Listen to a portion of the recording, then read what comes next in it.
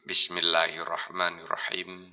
Ada satu jenis istighfar yang dijanjikan oleh Rasulullah Sallallahu Alaihi Wasallam bahwa siapa saja yang beristighfar dengannya, maka ia termasuk dalam golongan orang-orang yang diijabah doanya oleh Allah Subhanahu wa taala.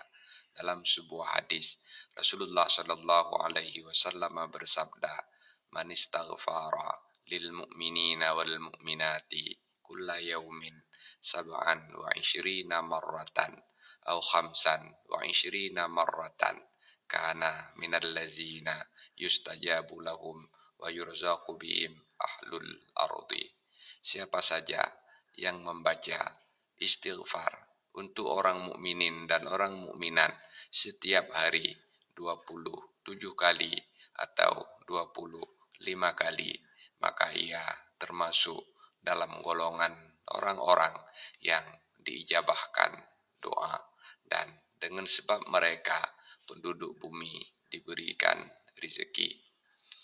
Menindaklanjuti hadis ini, para ulama menyusun sebuah istighfar, yaitu Allahumma ghafirli walil mu'minina wal mu'minati wal muslimina wal muslimati hayyihim wa maitihim syahidihim wa ghaibihim wa qaribihim wa ba'idihim awwalihim wa akhirihim wali arbabil huquqi alayya.